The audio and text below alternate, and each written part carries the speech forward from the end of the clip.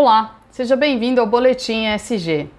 E nesse boletim nós vamos falar de um assunto muito importante numa agenda de sustentabilidade, numa agenda de baixo carbono, que é a transição energética. Se você acompanhou algumas notícias que saíram nos jornais econômicos do mundo sobre operações envolvendo Exxon e Chevron, da ordem de bilhões de dólares, você talvez tenha se perguntado qual é o valor que essas empresas estão enxergando em combustíveis fósseis. Por que elas estão apostando ainda no crescimento dessas empresas de petróleo, de óleo, gás, carvão, enfim, ainda ligado aos combustíveis fósseis.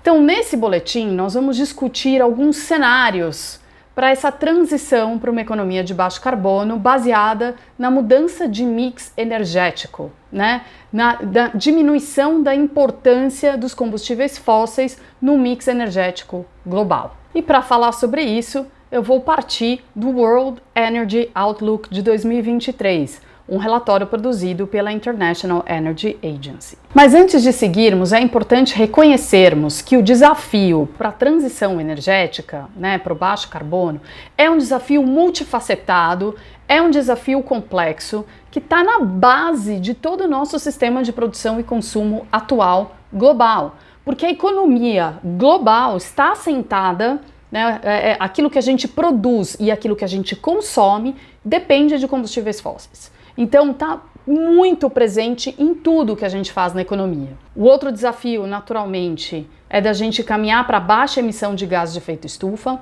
Há um desafio também de darmos acesso à energia para aquelas populações que hoje não têm acesso à energia, e esse é um desafio.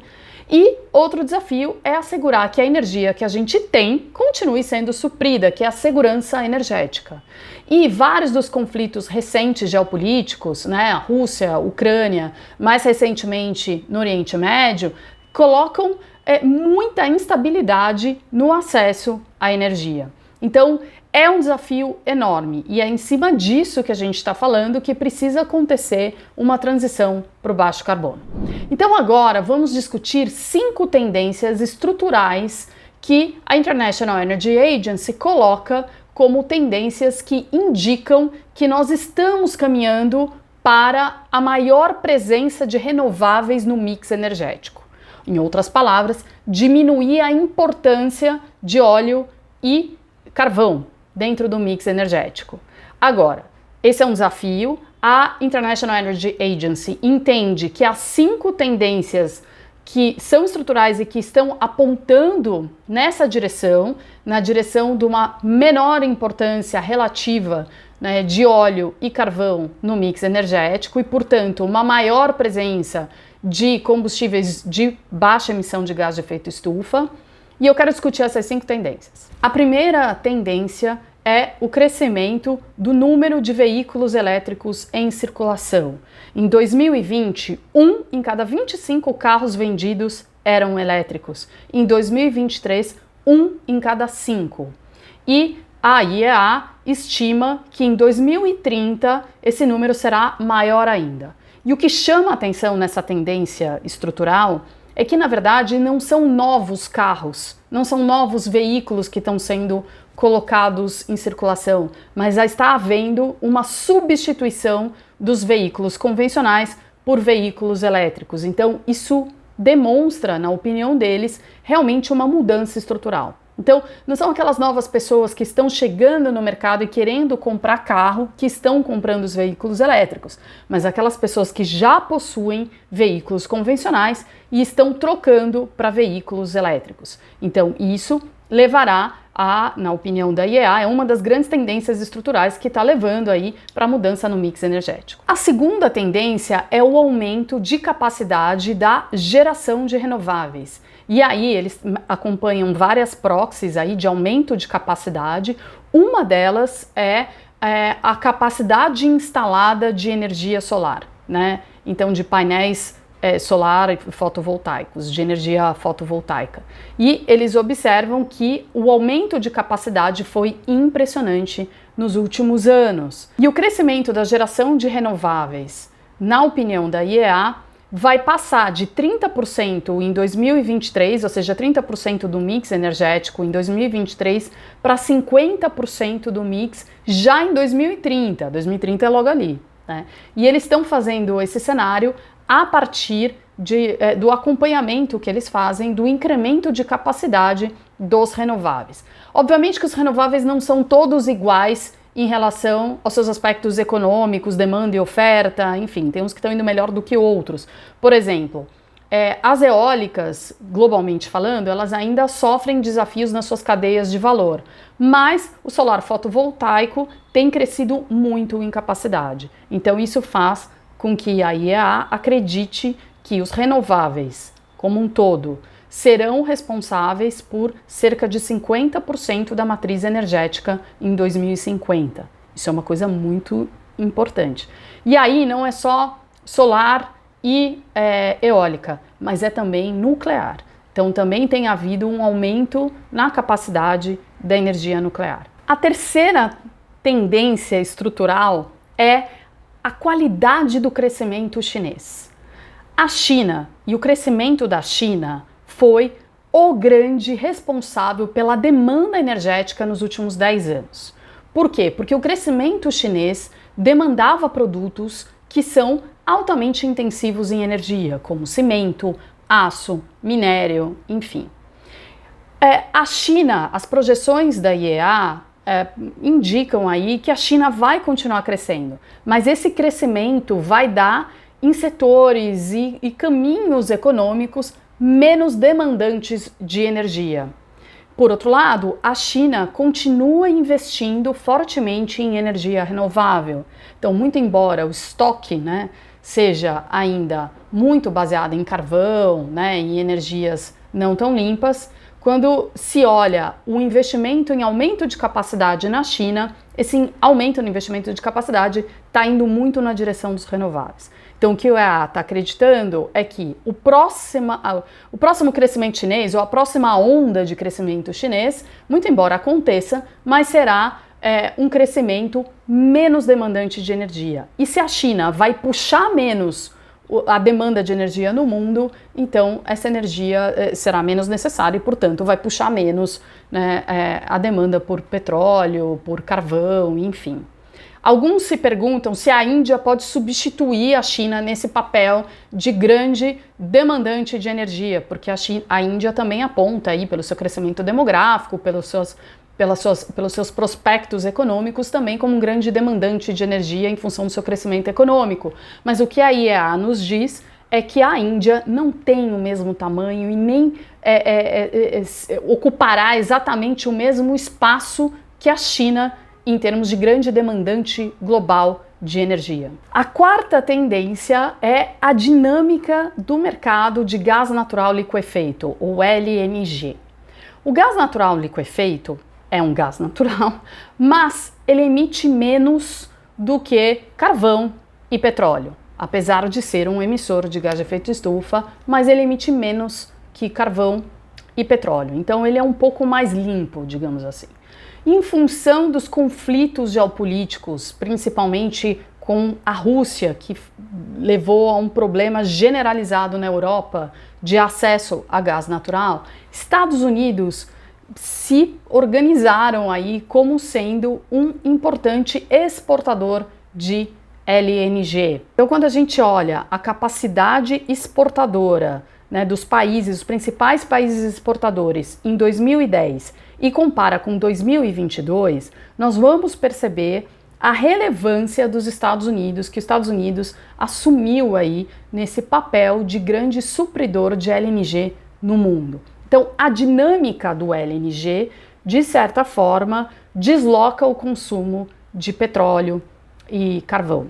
Então, isso, na verdade, não é muito puxado por preocupações climáticas ou de emissões, é mais puxado por segurança energética, preocupações geopolíticas, mas tem esse efeito também redutor de emissões, ainda que seja gás natural. E a quinta tendência é a dinâmica do investimento em energia limpa. O IEA observou que desde 2020 tem havido um crescimento de cerca de 40% nos investimentos anuais em aumento de capacidade de energia limpa em comparação com as energias fósseis, de origens fósseis. Eles também estimam que até 2030 os investimentos anunciados já, os investimentos comunicados em energias limpas, somará 2 trilhões por ano em 2030. Tá? Então, em 2030, tudo está indicando a esse cenário de investimento de 2 trilhões de dólares.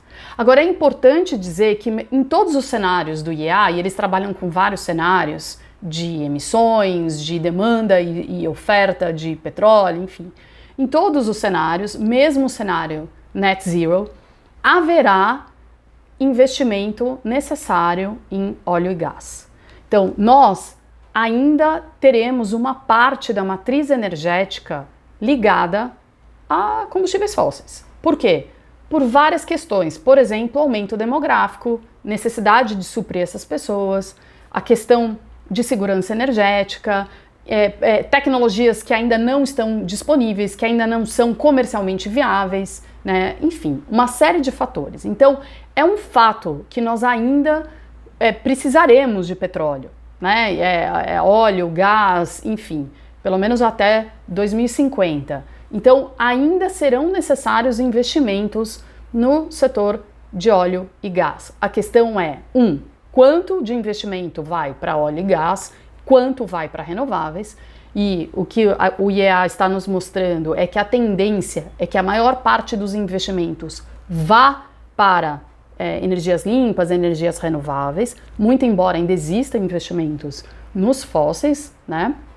E a outra questão que fica aqui no ar é quantos por cento da matriz energética global os combustíveis fósseis representarão em 2050. Essa questão é fundamental para a gente entender se a gente vai ou não ficar dentro do 1,5 grau de aquecimento médio do planeta. Mas, e sempre tem um mas, aqui a gente não tem bola de cristal para saber com certeza o que vai acontecer no mix energético global. Nem o IEA tem bola de cristal, eles estão trabalhando com cenários. E tem uma turma que está trabalhando com um cenário um pouco diferente, e essa turma é a turma da OPEC. E para eles haverá um crescimento de 20%, mais ou menos 20%, na demanda por óleo, né, por petróleo, até 2045. Então eles estão apostando, na verdade, no aumento, né, da demanda e, portanto, da oferta de petróleo até 2045, principalmente puxados pelo setor de transporte, pelo setor petroquímico e pelo setor de aviação.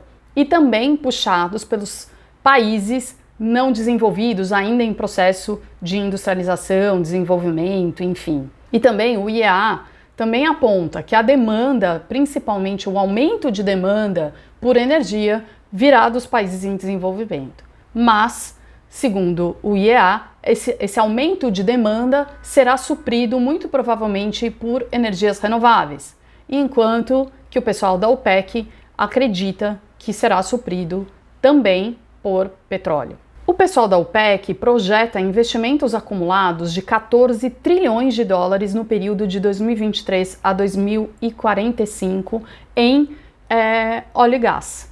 Então, assim como eu disse que o pessoal da IEA também trabalha, mesmo no cenário de net zero, com investimentos necessários em óleo e gás, porque nós não podemos prescindir ainda de petróleo, de combustíveis fósseis, a mesma coisa acontece com o pessoal da OPEC. Eles também estão projetando investimentos da ordem de 14 trilhões de dólares aí no período de 2023 a 2045, sendo que a maior parte desses investimentos será destinada à produção, exploração e produção de petróleo, né, o chamado upstream. Então, o que a gente está realmente, e nesse caso, os dois convergem, eles vão divergir nos montantes e na importância desse investimento em relação aos investimentos totais em energia, né? O pessoal da OPEC achando que é maior, é mais relevante do que o pessoal da IEA. Mas o que ambos convergem é que ainda haverá investimentos vultosos no setor de óleo, né, de gás, talvez de carvão. Então, a gente realmente ainda está falando de uma agenda de investimentos que não pode ser limitada, ela não pode ser cortada, porque isso geraria uma disrupção, um estresse muito grande em todos os sistemas energéticos globais. Então, isso não é um cenário possível, né? O cenário possível é como nós vamos aumentar o mix, dentro do mix energético, a participação de renováveis, como nós vamos fazer uma transição ordenada para um mundo em que as renováveis e baixa emissão de gás de efeito estufa, né, as energias com baixa emissão de gás de efeito estufa, sejam mais importantes no mix energético global. Essa é a discussão. E para aquilo que não se pode abrir mão ainda dos combustíveis fósseis, o uso de tecnologias para abater essas emissões. Então, é isso que está na mesa, né? Obviamente, no caso da OPEC, eles vão puxar muito mais a discussão para a importância dessas tecnologias que vão fazer, né, o abatimento aí dessas emissões de gás de efeito estufa do que aumentar o mix das energias renováveis. Então, para concluir, nós temos 4 pontos importantes da gente ter em mente em relação ao que vai acontecer com a transição energética até 2030, no caso da IEA, e 2045, no caso da OPEC, dos cenários que foram desenhados. Em primeiro lugar, um fator central para a gente entender essa dinâmica é a demografia. Aonde estarão as pessoas, né, onde estará esse crescimento demográfico que vai demandar mais energia. Então, crescimento populacional e demanda por infraestrutura é um driver importantíssimo de consumo de energia. Então, como a gente acredita que isso vai acontecer e de que forma essa infraestrutura será atendida é um elemento importante para explicar os diferentes cenários aí entre IEA e OPEC. O segundo fator importantíssimo é como se enxerga o crescimento chinês. A China e o comportamento econômico da China é um elemento central nessa equação. Então, como a gente entende o que vai acontecer com a China nesse período, é fundamental para a gente entender o que vai acontecer com o mix energético global. Terceiro ponto, as políticas climáticas nacionais nos diversos países do mundo, sinalizando a importância de net zero. Então, as políticas climáticas ligadas ao setor energético são fundamentais para, de certa forma, direcionar os investimentos que precisarão ser feitos para que eles sejam alinhados ao cenário de 1,5 grau. Então, isso também é um elemento importantíssimo. Se essas políticas não saírem do papel, não acontecerem, a gente de fato está olhando para um cenário mais distante do 1,5 grau. E quarto ponto é geopolítica e segurança energética. A instabilidade nos países produtores de petróleo, né, então principalmente nos países do Oriente Médio, isso é um grande alavancador da necessidade de energias limpas, renováveis e fontes alternativas de energia. Isso inclui nuclear. Então, o que vai acontecer, né, e como esses países também vão se organizar com relação à questão da segurança energética e redução de instabilidades políticas, também vai ser um elemento aí muito determinante para os cenários de transição energética. E aí, para voltar ao meu ponto inicial desse vídeo, o que a gente vê é que várias companhias de petróleo, meu ponto inicial que falava das operações envolvendo Exxon, Chevron, várias companhias de petróleo no mundo estão entendendo que elas podem ser os supridores dessa necessidade de petróleo, de óleo, gás, enfim, que permanecerá mesmo numa transição para um mundo com energia limpa, né, com uma matriz energética mais limpa. Outras companhias, principalmente as europeias, estão querendo fazer a transição de negócios e saírem, né, à medida que isso for possível. Obviamente, a gente está falando de uma transição de muito longo prazo, mas saírem do negócio de combustível fóssil e estarem nos negócios de energia limpa. Mas não são todas as companhias do mundo que têm essa estratégia. Não são todas as companhias de petróleo que têm essa estratégia. Algumas delas têm a seguinte estratégia: todos os cenários indicam que nós ainda precisaremos de petróleo e de gás, e nós seremos os supridores desse petróleo e gás que ainda será necessário. O que nós precisamos observar é que, embora essas duas estratégias existam e as empresas vão adotar as estratégias que, né, parecerem ali mais adequadas, mas a gente precisa garantir que quaisquer emissões que ainda existam e que estejam aí no nosso cenário até 2050, que elas sejam compensadas, que haja offset, que elas sejam abatidas, enfim. Esse é um assunto muito sério e que precisa ser objeto de política pública e atenção da sociedade. Eu vejo você no próximo Boletim ESG.